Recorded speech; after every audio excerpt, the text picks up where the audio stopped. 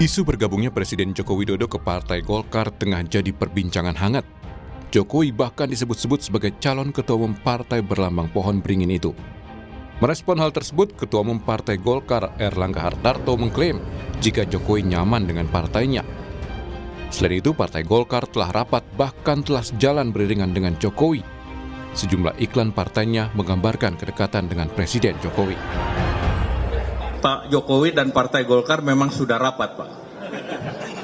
Jadi karena sudah rapat, sudah beriringan, lihat saja iklan-iklan Partai Golkar bersama Pak Jokowi, sehingga tentu itu menunjukkan bahwa kedekatan Pak Jokowi dan kenyamanan Pak Jokowi dengan Partai Golkar. Sementara Wakil Presiden ke-10 dan 12 sekaligus politisi senior Partai Golkar, Yusuf Kala bilang, jika isu Jokowi masuk Golkar sangat terbuka. Siapa saja bisa masuk Partai Golkar, namun JK menggarisbawahi untuk menjadi ketua umum partai ada sejumlah mekanismenya. Ya semua orang bisa bergabung ke Golkar. Tapi tentu dengan cara-cara bergabung aja boleh, apa tidak boleh. Menurut Bapak berarti Pak Jokowi tapi cocok ya Pak masuk Partai Golkar secara karakteristik begitu yang Pak JK? Ya, semua orang bisa, kamu juga bisa. Saya juga bisa Pak. Hah? Boleh, tapi untuk jadi pengurus ada aturannya.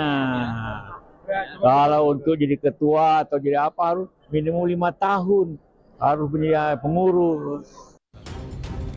Politisi PDI Perjuangan Deddy Sitorus tak ambil pusing dengan isu Jokowi yang hendak bergabung ke Golkar. Deddy pun enggan menjawab status keanggotaan Jokowi di PDI Perjuangan. Ya Jokowi suka-suka dia mau jadi kader mana, kader siapa yang dia penguasa tertinggi. Hubungan bagaimana orang cita-cita dia menghancurkan PDIP kok masih ada hubungan, dari mana? Kan jelas yang dibilang Adi Wijayanto, beliau itu ingin supaya PDI Perjuangan suaranya mengecil, berkurang. Kalau perlu ya, kan kira-kira gitu ya. Kalau sudah tahu kita isi kepala Pak Jokowi begitu, masa masih mau komunikasi? Pemilihan Ketua Umum Partai Golkar bakal dilangsungkan saat Munas Partai Golkar Desember mendatang. Nama-nama yang masuk bursa calon ketua umum yakni 3 Menteri Jokowi di Kabinet Indonesia Maju. Erlangga Hartarto, Bahlil Lahadalia, Agus Gumiwang Kartasasmita, dan Bambang Susatyo.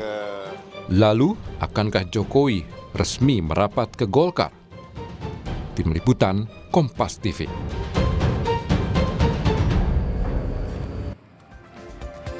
Saudara, isu masuknya Presiden Joko Widodo ke Partai Golkar kian mencuat. Lalu benarkah Presiden Joko Widodo segera menjadi Ketua Umum Partai Golkar?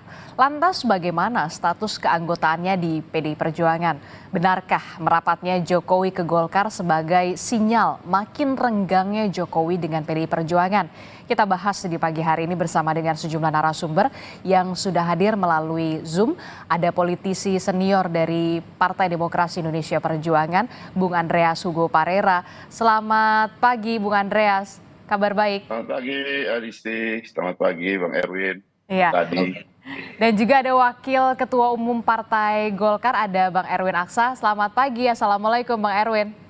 Waalaikumsalam, selamat pagi. Kabar baik ya?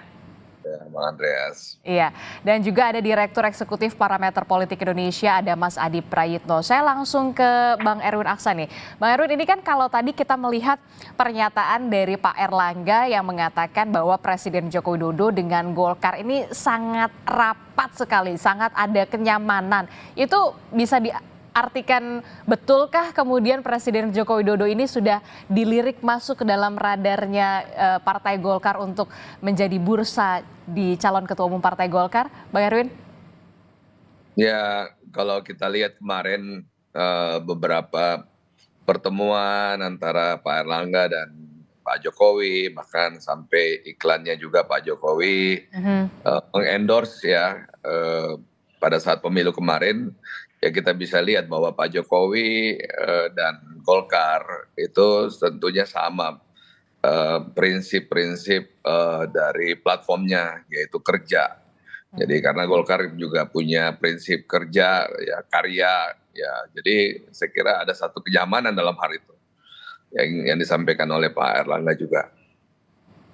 Tapi betul nggak sih kalau memang Presiden Joko Widodo ini namanya memang sudah masuk ke dalam radar bursa caketumnya dari Partai Golkar menggantikan Erlangga, Pak Erlangga?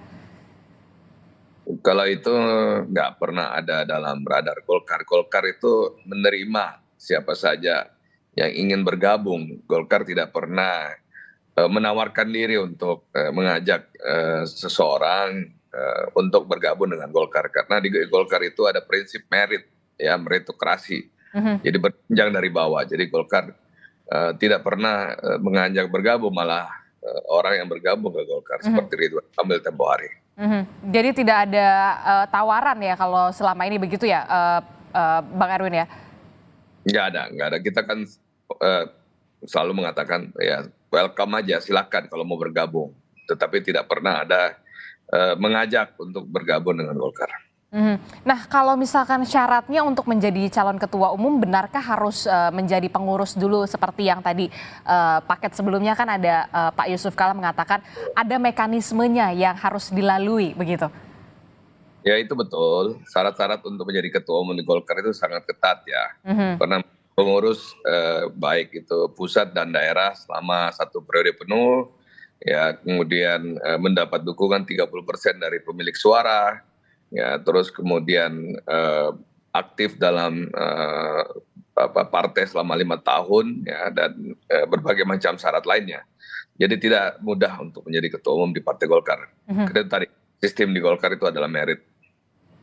Oke, jadi tidak mudah menjadi seorang ketua umum di Partai Golkar, harus menjadi pengurus dulu paling tidak 1 periode begitu ya, Bang Erwin ya? Ya, betul. Nah, saya mau konfirmasi, jadi Pak Jokowi sudah join atau belum ke Golkar? Kalau begitu. Sementara KTA-nya belum pernah diterbitkan, jadi sementara barangkali belum menjadi anggota Golkar. Oke. Mungkin masih di PDIP barangkali. Oke, ya udah. Saya tanya dulu deh ke Bung Andreas. Bung Andreas sudah senyum-senyum. Jadi gimana nih, Bung Andreas, Pak Jokowi? Apanya yang gimana nih, Adisti? Iya, masih di PDI Perjuangan atau bagaimana nih? Karena kan santer sekali isunya ini ada dalam radarnya Golkar untuk sebagai calon ketua umum Partai Golkar. Kalau dari PDI Perjuangan sendiri bagaimana? Kalau gini Adisti, kalau kita melihat cara pendekatannya pada ada di mana, terus kemudian pada KTA formal seperti itu sama aja kita melihat satu objek dengan kacamata yang buram gitu, jadi akan salah kita melihat. Nah, kalau kita perhatikan Pak Jokowi, ini kan sejak beberapa tahun lalu bahkan, ketika beliau mau menambah 3 periode, kemudian menambah 2 atau 3 tahun lagi untuk menjadi presiden, kemudian terakhir ya anak beliau ada perubahan di MK untuk kemudian Mas Gibran itu menjadi calon wakil presiden. Kemudian dengan proses pemilu yang berlangsung sekarang gitu. Apa yang dilakukan oleh Pak Jokowi tidak melihat pada hal-hal formal seperti itu. Gitu. Dalam arti ada di mana atau punya KTA apa, beliau yang penting bagaimana dia bisa berkuasa lagi. Atau bagaimana dia ikut mempengaruhi kekuasaan itu gitu. Nah, saya kira ini hari-hari ini adalah episode berikut daripada apa yang dilakukan oleh Pak Jokowi gitu. Ya entahlah Golkar, sekarang ya Golkar paling mungkin, atau partai yang lain gitu. Sehingga beliau tetap eksis di dalam proses kekuasaan ini. Jadi soal formalitas, etik dan moral dan segala macam itu bukan masalah gitu bagi beliau gitu di dalam melihat persoalan ini gitu. Bagaimana berkuasa ini gitu. Jadi saya kira pendekatan cara melihat persoalan, kalau kita melihat dengan pendekatan formal seperti ini, kita akan salah, kita akan ketipu terus gitu. Jadi melihat bagaimana dia ingin berkuasa. Sekarang pasti yang membutuhkannya itu bukan Golkar seperti yang Bang Erwin tadi sampaikan. Yang membutuhkan beliau. Pak Jokowi yang membutuhkan kendaraan apa yang bisa digunakan untuk dia bisa eksis di dalam proses kekuasaan ini ke depan nanti. Entah itu secara langsung atau ikut memberikan kekuasaan. Kalau secara langsung menjadi ketua umum, atau kalau tidak ya bagaimana beliau tetap ada dan ikut memberikan kontribusi di dalam kekuasaan ke depan. Yang intinya adalah beliau eksis di dalam proses kekuasaan. Nah, ya saya kira itu hal yang ingin menjadi target, dan itu kita semua sudah lihat selama ini kan. Saya kira bangsa ini cukup mestinya membuka mata melihat bagaimana perjalanan. Kalau kita melihat hanya dari hal-hal formal KTA dan yang lain-lain, ya buat beliau nggak ada masalah, nggak mau musingkan itu gitu. Oke, jadi kalau menurut PDI Perjuangan nggak mau juga ambil pusing begitu kalau soal isu ini? Ya, buat apa kita ambil posisi soal itu kan? Cara melihat persoalannya berbeda. Dan yang berkuasa sekarang beliau berkuasa lain, kalau beliau tidak berkuasa lagi gitu. Aha. Kalau seandainya nih Bung Andreas ya, kemudian Pak Presiden Jokowi benar-benar beralih ke Golkar, itu artinya harus mundur dulu dong dari PDI Perjuangan atau kayak gimana? Saya kira ya beliau tidak mempedulikan itu gitu. Apakah beliau akan mempertimbangkan soal aturan dan etik yang namanya di MK aja bisa berubah? Ya apa yang terjadi dengan misalnya dengan, ya maaf aja ya, ini mungkin di dalam ruang di Golkar gitu ya, bahwa ada aturan untuk menjadi ketua umum, bisa juga dirubah untuk itu kalau beliau mau. Dan ya kemudian ini terjadi. Karena banyak hal yang kita lihat di dalam perjalanan waktu dari sejak ada yang tidak bisa yaitu konstitusi, tapi ada yang bisa yaitu undang-undang soal batas usia dan perjalanan di dalam pelaksanaan pemilu kemarin. Yang sekarang menjadi perdebatan. Tapi yang penting, yang pasti adalah kita lihat effort yang dilakukan untuk bisa eksis di dalam kekuasaan. Oke. Bung Erwin Aksa, respon Anda soal pernyataan dari Bung Andreas Hugo? Ada kemungkinan dirubahkah aturannya atau tetap seperti yang tadi Anda sebutkan sebelumnya, Bung Erwin? Anggaran dasar dan anggaran rumah tangga Golkar itu udah pakem, itu nggak pernah dirubah, dan itu selalu menjadi patokan ya. Pak JK saya ambil contoh waktu mengambil Golkar dari Akbar Tanjung, itu sampai KTA-nya pun harus dicari ke Sulawesi Selatan karena syaratnya adalah KTA juga. Gitu. Jadi tidak mudah untuk merubah anggaran dasar dan anggaran rumah tangga di Golkar yang sudah memiliki kekuatan partai yang kuat, dan Golkar ini partai besar, jadi tidak mudah untuk merubah anggaran dasar tersebut. Walaupun ya tentunya Pak Jokowi ingin bergabung silakan, tetapi untuk beliau ingin merubah saya kira itu jauh.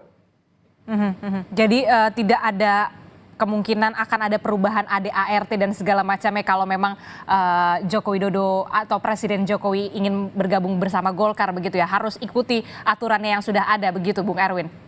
Ya, kalau ingin bergabung dengan Golkar ada aturan, karena Golkar ini basisnya merit. Dan munasnya pun baru Desember 2024, jadi masih panjang dari sekarang. Jadi belum dalam tahapan pembahasan di internal Golkar. Oke, belum ada.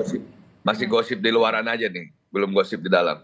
Oke, jadi masih gosipnya di luaran lah ya, karena masih lama sebenarnya, masih bulan Desember ya, tapi gembar-gembornya sudah dari sekarang begitu ya, Bung Erwin ya. Yang gosip orang luar soalnya, yang orang nggak pernah bicarain itu, kita bicara pemilu dan pilkada sebentar lagi. Oke. Mas Adi, Anda melihatnya seperti apa ini soal bursa calon ketua umum Partai Golkar? Karena kita tahu Partai Golkar ini merupakan partai yang benar-benar lama, banyak sekali pemimpin-pemimpin bangsa yang lahir dari Partai Golkar. Anda melihatnya dengan isu Presiden Joko Widodo ini masuk ke dalam bursa calon ketua umum Partai Golkar, peluangnya seperti apa? Saya mau komentar begini Adisti. Pertama, kalau kita melihat soal jadwal Munas Golkar itu Desember. Baru sekarang misalnya, atau baru sekarang begitu ramai dimulai pembicaraan ini. Kemungkinannya dua hal. Pertama pasti ada yang mencoba untuk memainkan isu ini mungkin terkait dengan komposisi menteri yang akan diusulkan dari Golkar. Jadi huru-huranya mulai dibangun dari sekarang. Yang kedua mungkin terkait dengan rekom-rekom soal siapa nanti yang akan jadi kepala daerah. Jadi hembusan soal siapa yang nanti akan maju di Munas dan seterusnya sudah mulai dibincangkan. Apalagi Golkar ini kan perolehan suaranya naik secara signifikan. berhimpitan betul dengan PDIP di 2024 ini. Aha. Tentu siapapun yang menghembuskan ini punya intensi untuk menjadi bagian penting dalam keputusan politik di internal Golkar ya. Nah, yang kedua, kenapa Pak Jokowi dikait-kaitkan? Ya tentu pertama ini bagian dari tafsir-tafsir liar dari pihak luar sepertinya. Karena misalnya pernyataan Pak Erlangga kalau Pak Jokowi bergabung akan mendapatkan posisi strategis, Pak Jokowi dan Golkar itu memiliki kedekatan dan keakraban yang tidak bisa dibantah dan seterusnya dan seterusnya. Bahkan ada yang mengatakan, menurut saya agak sedikit berlebihan, suara Golkar juga tidak terlepas dari pengaruh Pak Jokowi, Jokowi efek dan seterusnya. Padahal kalau saya selalu melihat bahwa Golkar ini kan punya anatomi kekuatan politiknya itu pada caleg ya, dan kemampuan untuk mengonsolidasi kekuatan mesin politik mereka. Jadi kalau Golkar 2024 itu naik secara signifikan itu bukan karena faktor eksternal. Bahkan di 2019 Golkar saat itu sedang menghadapi tsunami politik betul ya, di mana ketum dan sekjennya berurusan dengan KPK. Golkar konversi suaranya di DPR kan juga runner up, bahkan di atas Gerindra. Nah, yang ingin saya tegaskan adalah karena ada sejumlah pengurus Golkar misalnya begitu nyaman dan begitu dekat dengan Pak Jokowi, seakan-akan Pak Jokowi menjadi bagian di dalamnya. Ini saya kira menjadi repot. Mohon maaf misalnya Bang Erwin, beberapa waktu yang lalu saya sempat diskusi dengan Bang Ridwan Hisham bahwa Pak Jokowi itu sebenarnya katanya sudah jadi Golkar sejak tahun 70. Ini yang kemudian membuat seakan-akan Pak Jokowi ini dikaitkan dekat dengan Golkar gitu. Bahkan kenaikan Golkar itu kan juga dikaitkan dengan bagaimana ada effort, ada efek yang ditimbulkan oleh Pak Jokowi dan seterusnya dan seterusnya. Bahkan aturan-aturan terkait dengan ADART yang dan itu akan mempersulit orang luar eksternal seperti Jokowi itu menjadi bagian dari Golkar. Itu gampang bisa diudah katanya di ADART-nya melalui Kongres ataupun keputusan-keputusan politik strategis. Saat itu saya agak kaget sebenarnya mendengar statement dari Bang Ridwan Hisam. Apakah Golkar itu semudah itu ya dalam tanda kutip bisa dimasukin oleh pihak eksternal? Apalagi misalnya Golkar saat ini adalah partai politik yang menurut saya sebenarnya soliditasnya cukup luar biasa, nyaris tak ada resistensi, nyaris tidak ada gejolak dan seterusnya.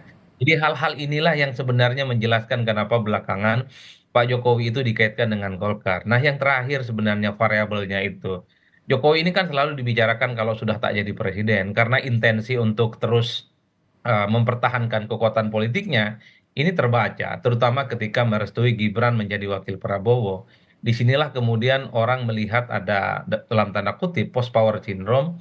Jokowi sekalipun tidak jadi presiden, tapi pengaruh dan kekuasaan politiknya ini akan terus didengar dan bahkan bisa mempengaruhi keputusan politik pemerintah 5 tahun yang akan datang. Satu-satunya adalah Jokowi tentu menjadi bagian dari partai politik besar. Jawabannya adalah Golkar, orang mengaitkan di situ.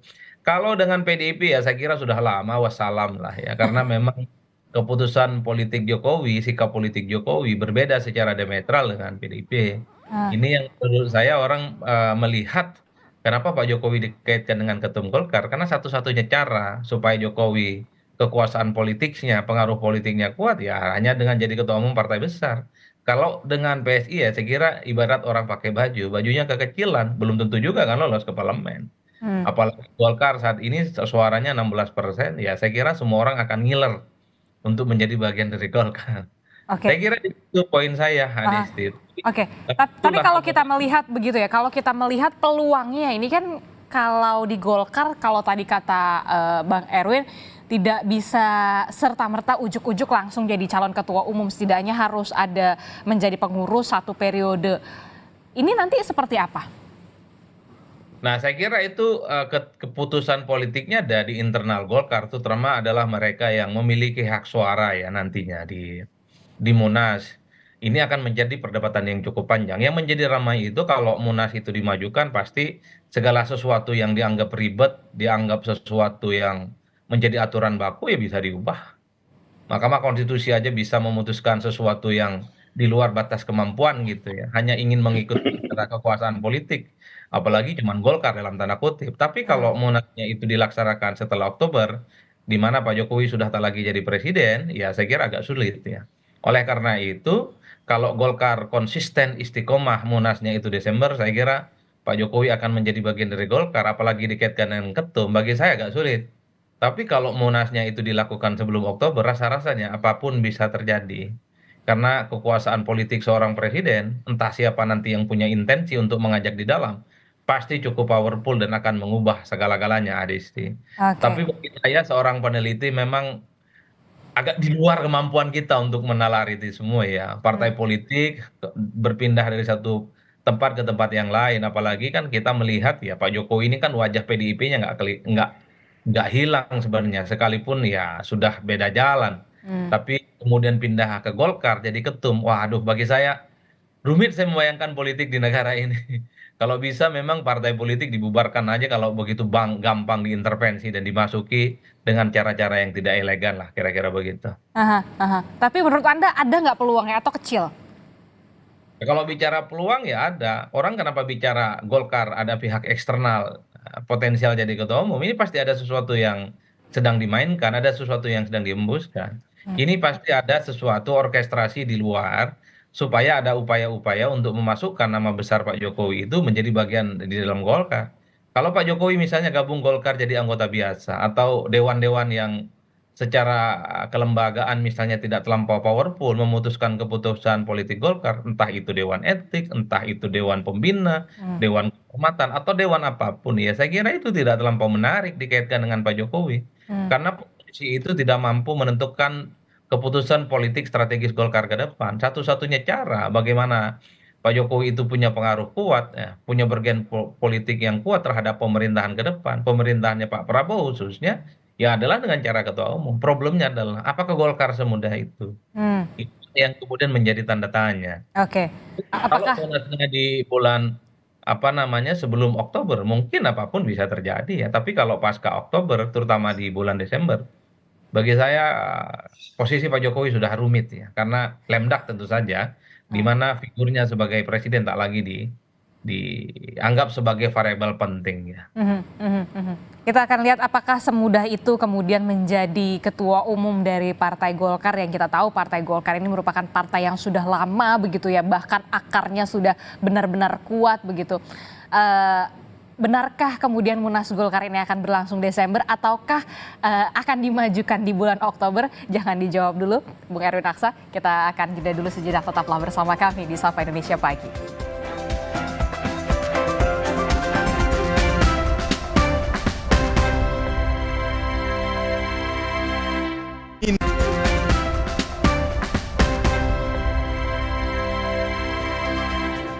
Terima kasih Anda masih bersama kami, Saudara di Sapa Indonesia Pagi. Kita masih membahas soal isu dari Presiden Joko Widodo yang masuk ke dalam bursa calon ketua umum Partai Golkar. Mungkinkah itu terwujud? Kita masih membahasnya bersama dengan Bung Erwin Aksa dari Partai Golkar, kemudian juga dari PDI Perjuangan ada Bung Andreas Hugo Parera dan juga ada Mas Adi Prayitno. Nah, tadi menyambung dialog kita ya Bung Erwin, Mas Adi mengatakan kalau Munasnya di Desember bisa dikatakan agak sulit, tapi kalau misalkan Munasnya di Oktober ya peluang-peluang itu masih ada.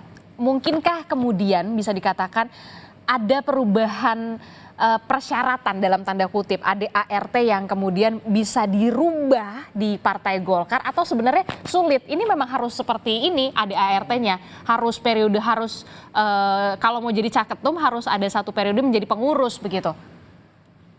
Ya, ini sudah menjadi anggaran dasar ini sudah menjadi patokan dari Golkar. Anggaran dasar ini bisa dirubah nanti pada saat Munas, kalau pada saat pembahasan Munas kemudian ada intervensi atau apa, ya bisa dirubah persyaratan itu. Dan itu pernah terjadi zamannya Pak JK, tapi itu Pak JK sedang berkuasa ya, baru beberapa bulan berkuasa pada saat itu. Jadi bisa dirubah dong berarti? Itu pada saat orang mau lagi berkuasa, pada saat bulan pertama berkuasa pada saat itu Pak JK. Dan itu bukan Pak JK, Pak Akbar Tanjung. Yang dirubah adalah pemilihnya dari DPD 1 menjadi DPD 2. Banyak. Nah, jadi itu saja yang dirubah. Dan itu yang bisa merubah adalah pimpinan sidang, dan itu dikuasai oleh Pak Akbar Tanjung pada saat itu.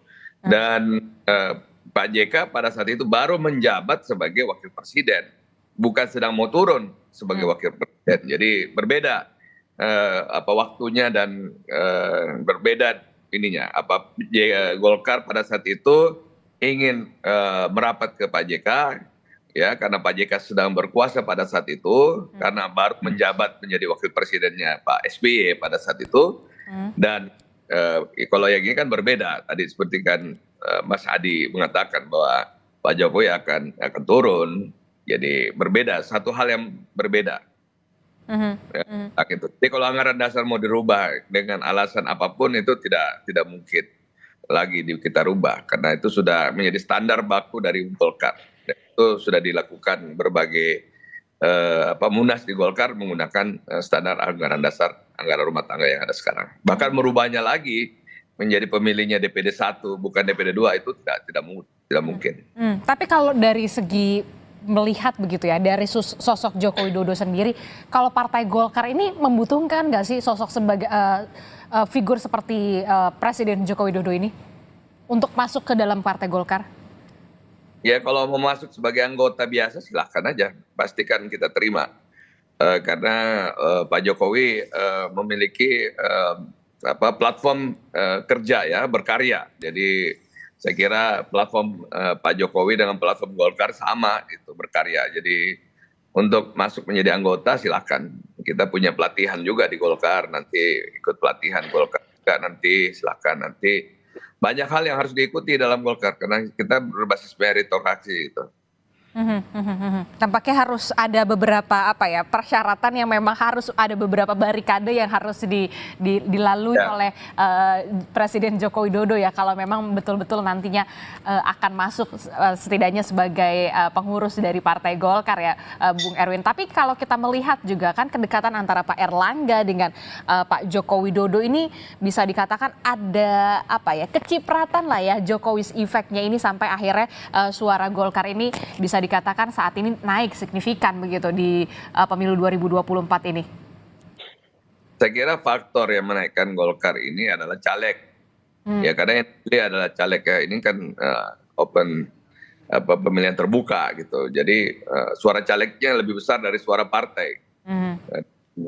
Kita tahu bahwa Pak Jokowi juga kan ada Tapi kan iklannya juga banyak Golkar sama Pak Jokowi. Ya iklan karena Pak Jokowinya mau juga kan dia mengendorse Golkar. Jadi apakah efeknya terhadap Golkar ada kita belum tahu, tergantung penelitian Mas Adi nanti. Ada efeknya, tetapi sementara yang kami melihat bahwa ini adalah faktor caleg-caleg kita yang memang bekerja keras mendapatkan suaranya.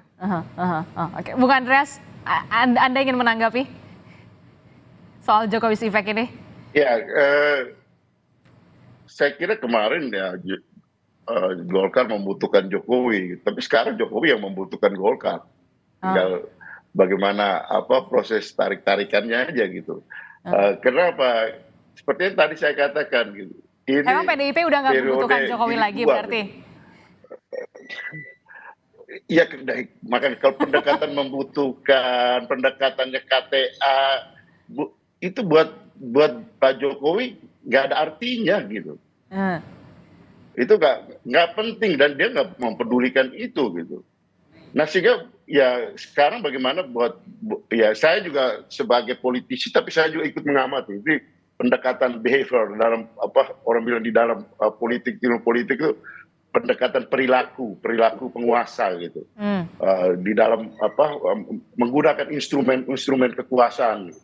Nah kalau kita lihat bagaimana apa yang dilakukan oleh beliau kan adalah beliau menggunakan semua instrumen kekuasaan untuk kemudian bagaimana dia ada di dalam dia menjadi orang yang tetap berkuasa dan menggunakan kekuasaan untuk melanjutkan kekuasaan itu gitu. Dan itu yang kita lihat sekarang gitu kan. Ini adalah jilid 2 daripada proses yang sebelum pemilu kemarin.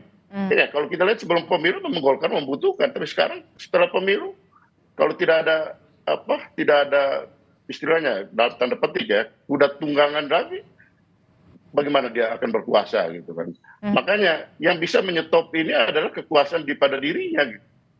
Atau instrumen kekuasaan yang bisa digunakan. Hanya itu gitu. Jadi makanya tadi soal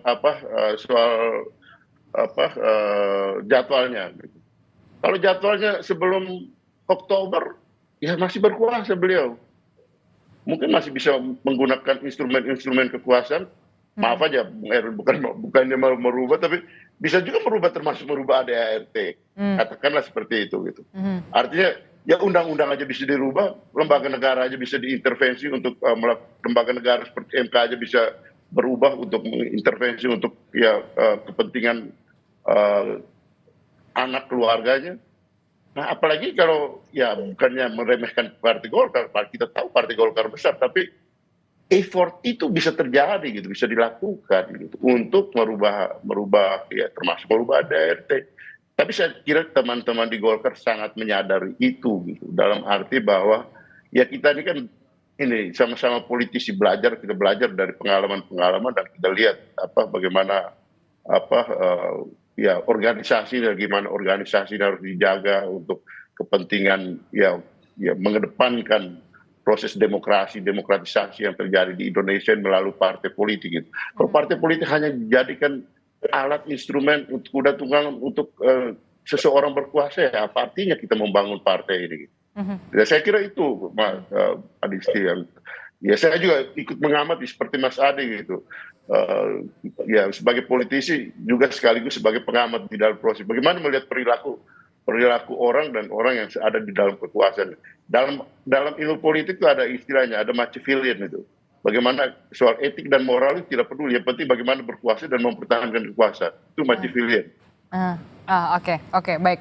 Mas Adi, kalau misalkan kita melihat gitu kan tadi Bung Andreas bilang kalau misalkan Munasnya Oktober begitu berarti kan Presiden Joko Widodo masih menjabat begitu ya kalau misalkan. Nah, kalau Desember oke lah sudah tidak lagi menjabat begitu. Ada nggak dampak signifikannya untuk Golkar? Ya sebenarnya Golkar dalam kondisi yang cukup stabil. Di internal Golkar sampai hari ini pun itu tidak ada resistensi, tidak ada dinamika yang saya kira berlebihan ya, sehingga ada upaya-upaya untuk mempercepat Monas itu tidak menemukan kontekstualisasinya. Tidak ada urgensinya berarti maksud Anda? Tidak ada urgensinya, apalagi misalnya di tengah perolehan Golkar yang menurut saya melesat gitu ya, dari 12 jadi 16. Ini akan memperkuat posisi bagaimana Pak Erlangga Hartarto tentu dengan struktur kepengurusannya. Ini tak ada celah sebenarnya untuk merongrong dan mempercepat Munas. Itu dalam kondisi alamiah yang tapi kan kalau membaca kecenderungan invisible hand kekuasaan-kekuasaan politik yang kemudian mencoba untuk masuk ke partai politik ya apapun bisa terjadi di kemudian hari. Ini yang sebenarnya membuat kita ini agak khawatir gitu ya. Kalau lembaga-lembaga negara misalnya begitu banyak keputusan politiknya hanya ingin mengikuti selera kekuasaan, apalagi hanya partai politik yang menurut saya begitu mudah untuk diubah. Oleh karena itu, kalau Munas ini dipercepat berarti namanya Munaslup. Ada sesuatu yang terjadi, entah itu ada unsur eksternal ataupun ada pihak-pihak yang mencoba untuk mempercepat. Tapi kalau di bulan Desember ini tentu on the right track supaya Golkar itu tidak selalu bergejolak di setiap pergantian suksesi politiknya. Tapi satu hal yang ingin saya katakan ya, Munaslup atau mempercepat Munas itu sebenarnya bagi saya kalau membaca Golkar per hari ini tuh sudah nggak relevan, udah nggak ada alasan-alasan yang bisa diterima. Terlepas misalnya nanti apapun alasannya, bagi saya sih memang agak rumit ya membayangkan dari luar. Karena perolehan Golkar ya per hari ini pun kalau mau dibaca rata-rata cukup kuat dan solid. Nah yang kedua, Adisti, saya termasuk orang yang sejak awal selalu mengatakan Golkar ini kan sebenarnya tidak terlampau penting ya siapa yang diusung dalam Pilpres. Golkar ini pileknya itu adalah di mana kekuatan politiknya ada di struktur caleg ya, yang diusung. Di 2024 ini misalnya ketepatan mengusung caleg menjadi variabel penting kenapa suaranya signifikan. Banyak mantan-mantan kepala daerah yang kemarin kemudian berakhir masa jabatan politiknya dimajukan lagi. Itu insentif yang menurut saya tidak dimiliki oleh partai yang lain. Mungkin ada tapi nggak kelihatan. Ada nama Airin, dia memperkuat kekuatan politik di Banten. Airin adalah mantan wali kota 2 periode di Banten dan terpilih ada misalnya mantan Bupati Tangerang Ahmad Zaki yang saat ini adalah ketua DPD Golkar Jakarta misalnya, itu juga ada variabel-variabel yang begitu mudah untuk dilihat bagaimana anatomi dan kekuatan politik Golkar itu bukan pada outsider, tapi di internal partai ya. Tapi ini yang kemudian membuat kenapa Pak Jokowi itu ramai, karena ada upaya-upaya untuk mendekatkan Pak Jokowi dengan grupnya Bang Erwin ini di Golkar. Tapi itu tadi, ini mengingat Pak Jokowi itu sudah tak lagi punya sandaran politik di partai. Bagi Bang Andreas ya udah nggak ada tempat lagi bagi Pak Jokowi sampai kiamat untuk Pak Jokowi dan keluarga besarnya rasa-rasanya sulit. Apa iya Golkar mau? Nah kira-kira begitu. Oke, jadi kalau menurut Anda Jokowi yang butuh Golkar, bukan Golkar yang butuh Jokowi, begitu? Kalau per Gimana? hari ini ya sama-sama butuh sih sebenarnya. Karena posisi Jokowi adalah presiden. Tapi kalau udah nggak jadi presiden, seperti apa yang disampaikan oleh Bang Erwin gitu. Ternyata ketika ada orang yang menyebut naiknya suara Golkar karena ada faktor Jokowi, ada endorsement, ternyata Pak Jokowi juga bersedia untuk mengendorse Golkar dalam video-video yang dibuat bersama. Heeh. Jadi ya bagi saya begini Desti, seringkali suksesi politik ya ini agak rumit dibayangkan karena belakangan ini kan ada peristiwa-peristiwa politik yang banyak sekali yang tidak lumrah. Kalau dibaca secara linier ya mestinya Munas itu Golkar Desember dan Pak Jokowi tak ada di situ. Heeh. Tapi kalau kita membaca persoalan politik di Golkar ini secara anomali ya jangankan Golkar, jangan-jangan seperti Bang Andreas tadi bilang bisa sebelum Oktober ini. Oke, kita akan lihat ya nanti apakah benar-benar Desember ataukah kemudian Oktober. Bung Erwin, kalau dari kader sendiri sebenarnya dari pengurus ini kan tadi kita sudah ngomong Pak Presiden Jokowi. Sebenarnya kalau untuk nama-nama besar yang sudah masuk di bursa caketum dari Partai Golkar ini siapa saja sih selain Anda juga begitu kan? Kalau saya tidak salah dengar begitu, Bung Erwin. Sementara tadi malam kita rapat pleno, itu tidak ada pembahasan tentang Munas Golkar ya. Bahkan kalau ada nama-nama yang bermunculan yang menyebutkan ya dirinya sendiri gitu. Jadi tidak sedang dalam pembahasan di Golkar. Tadi malam kami rapat pleno yang dibahas hasil dari hasil dari Pileg ya, dan termasuk juga kontribusi Golkar terhadap Pilpres. Dan juga yang dibahas adalah persiapan pilkada gitu. Jadi kita masih ada pilkada di depan yang sedang kita persiapkan juga. Jadi kita tidak senang membahas Munas dan nama-nama Munas juga bermunculan itu juga dari luar, dari media. Nggak bahas Munas tapi Munaslup gitu, jangan-jangan. Ya Golkar ini salah satu yang sering orang melihat bahwa Golkar ini tidak ada pemilik ya. Pemilik itu ya pemilik suara. Jadi Golkar ini tidak ada pemilik tunggal. Jadi Golkar ini adalah partai yang terbuka. Jadi siapa saja. Kalau ketua umumnya berprestasi pasti semua ingin melanjutkan kembali apa yang telah ada sekarang ini gitu. Jadi berbeda contoh kemarin Pak JK maju Pilpres gagal. Kemudian ya Pak JK harus Munasnya diambil Pak Abu Rizal. Nah Abu Rizalnya kemudian pada saat itu mendukung Pak Prabowo Hatta Rajasa gagal ya. Kemudian beliau harus ada sengketa Golkar pada saat itu ya, ada dualisme dan akhirnya Munaslup dibuat dan yang terpilih adalah Pak Novanto. Dan Novanto ada kasus hukum ya Pak Erlangga yang mengambil ketua umum. Jadi banyak faktor di Golkar yang terjadi kalau kita lihat dari sejarah ketua umum yang ada di Golkar. Kita akan lihat efek-efek luar biasa apa yang nantinya akan terjadi begitu ya menjelang Munas dari Partai Golkar yang ya bisa dikatakan ngeri-ngeri sedap lah ya. Nah, Bung Andreas, kalau dari PDIP sendiri bagaimana? Sebenarnya PDIP masih butuh Jokowi nggak sih?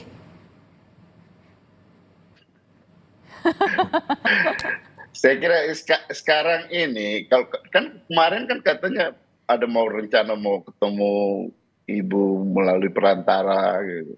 Tapi gini, sekarang ini kan kita lihat jilid 2 gitu, sudah selesai pemilu ini. Bulan Oktober akan beda lagi gitu kan. Jadi kalau tadi seperti yang tadi saya katakan sebelumnya, ya kayak Golkar ini kan yang butuh beliau gitu. Saya kira ya pernyataan Bung Erwin kan jelas gitu kan. Yang mana yang bisa lebih mudah. Kalau yang lain ini kan, yang lain istilahnya apa? Ada pemiliknya gitu. Golkar kan lebih terbuka gitu. Lebih terbuka gitu. Yang dalam arti ya ada Bung Erwin, ada Pak Erlangga, ada Pak Bamsud, Bambang Susatyo, macam-macam gitu. Ada banyak teman-teman yang di Golkar ini. Gitu. Sehingga mungkin kalau mendekati satu, mendekati yang lain bisa masuk ke dalam dan merubah konstelasi. Tapi kita lihatlah, saya kira teman-teman Golkar pun sangat menyadari apa yang terjadi sebelumnya dan apa yang terjadi setelahnya. Saya kira ya kita ini kan sama-sama politisi gitu, jadi sama-sama melihat sekaligus mengamati bagaimana perjalanan kekuasaan dan penguasa yang berkuasa ini. Jadi ya kalau hanya mau dipakai menjadi kuda untuk meraih kekuasaan demi kekuasaan, saya kira ya ada waktunya, cukuplah gitu kan. Kemarin kan sudah cukup banyak gitu. Oke, nanti kita akan tunggu bagaimana dinamika selanjutnya ya. Apalagi kan kalau dikatakan jadwalnya Munas itu bulan Desember, ataukah memang nanti akan ada dimajukan jadi bulan Oktober, ya kan kita nggak tahu juga ya nanti seperti apa dinamikanya. Terima kasih Bung Erwin Aksa dari Partai Golkar, kemudian jadi ada Bung Andreas Hugo Parera dari PDI Perjuangan, dan juga Mas Adi Prayitno telah bergabung bersama kami. Terima kasih Bapak-Bapak, sehat-sehat selalu, sampai jumpa.